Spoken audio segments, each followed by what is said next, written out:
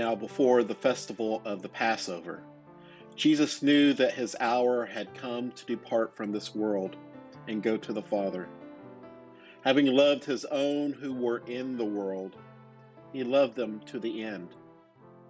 The devil had already put into the heart of Judas, son of Simon Iscariot, to betray him.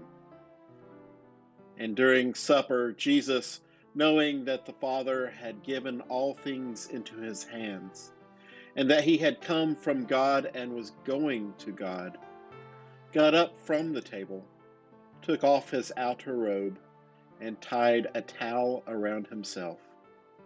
He poured water into the basin and began to wash the disciples' feet, and to wipe them with the towel that was tied around him. He came to Simon Peter, who said to him, "Lord, are you going to wash my feet?" Jesus answered, "You do not know what I am doing, but later you will understand." Peter said to him, "You will never wash my feet." Jesus answered, "Unless I wash you, you have no share with me." Simon Peter said to him, "Lord, not my feet only, but also my hands and my head."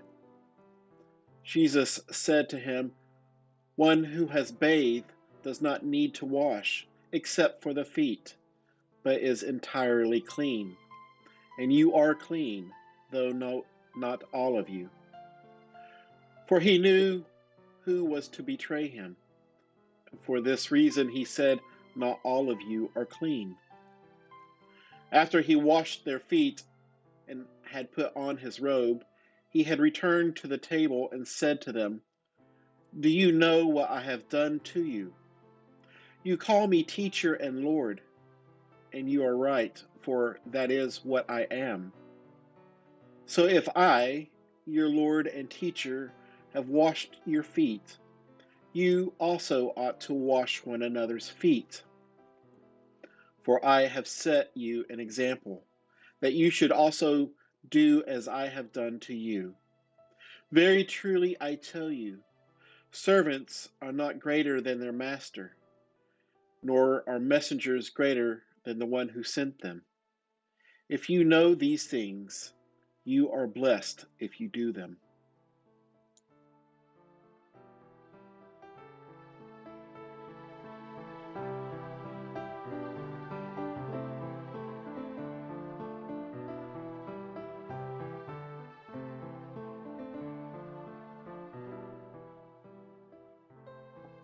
After saying this, Jesus was troubled in spirit, and declared, "Very truly I tell you, one of you will betray me."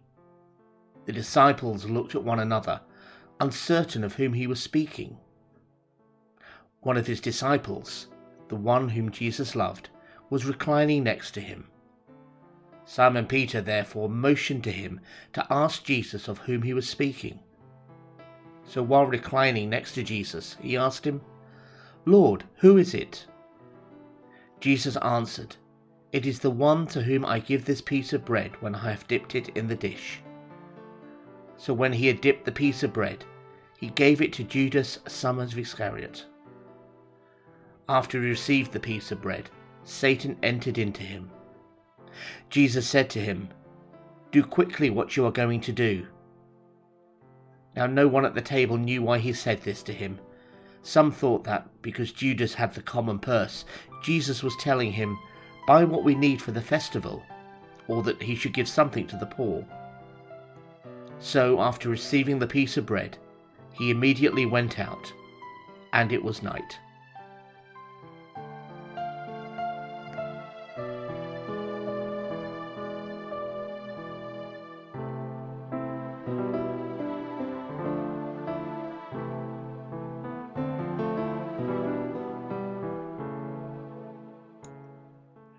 When they had sung the hymn, they went out to the Mount of Olives.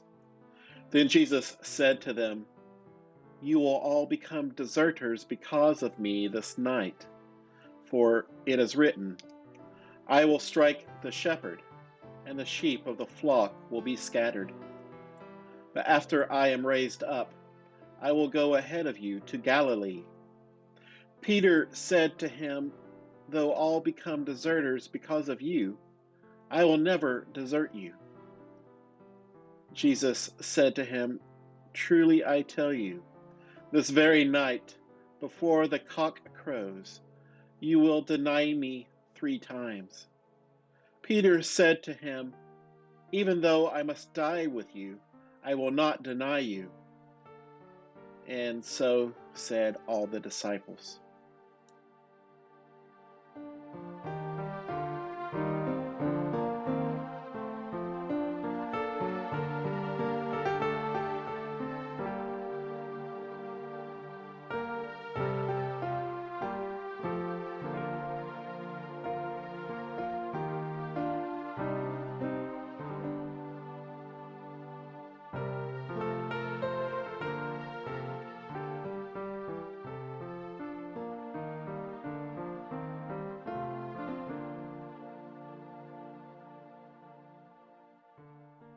Then Jesus went with them to a place called Gethsemane, and he said to his disciples, "Sit here while I go over there and pray." He took with him Peter and the 2 sons of Zebedee, and began to be grieved and agitated. Then he said to them, "I'm deeply grieved, even to death. Remain here and stay awake with me." And going a little further, he threw himself on the ground and prayed, "My Father, if it is possible, let this cup pass from me, yet not what I want, but what you want." Then he came to the disciples and found them sleeping, and he said to Peter, "So could you not stay awake with me 1 hour? Stay awake and pray that you may not come into the time of trial. The spirit indeed is willing, but the flesh is weak." Again, he went away for the 2nd time and prayed, "My Father, if this cannot pass unless I drink it, your will be done." Again he came and found them sleeping, for their eyes were heavy. So leaving them again, he went away and prayed for the 3rd time, saying the same words. Then he came to the disciples and said to them, "Are you still sleeping and taking your rest? See, the hour is at hand, and the Son of Man is betrayed into the hands of sinners. Get up, let us be going. See, my betrayer is at hand."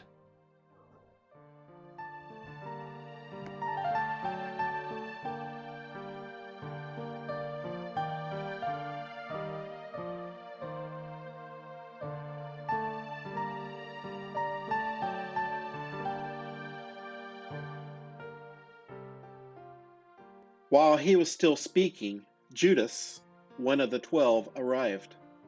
With him was a large crowd with swords and clubs from the chief priests and the elders of the people. Now the betrayer had given them a sign, saying, "The one I will kiss is the man. Arrest him." At once he came up to Jesus and said, "Greetings, Rabbi," and kissed him. Jesus said to him, "Friend, do what you are here to do." Then they came and laid hands on Jesus and arrested him. Suddenly, one of those with Jesus put his hand on his sword, drew it, and struck the slave of the high priest, cutting off his ear. Then Jesus said to him, "Put your sword back into its place, for all who take the sword will perish by the sword. Do you think I cannot appeal to my Father, and he will at once send me more than 12 legions of angels? But how then would the scriptures be fulfilled, which say it must happen in this way?" At that hour, Jesus said to the crowds, "Have you come out with swords and clubs to arrest me, as though I were a bandit? Day after day I sat in the temple teaching, and you did not arrest me. But all this has taken place so that the scriptures of the prophets may be fulfilled." Then all the disciples deserted him and fled.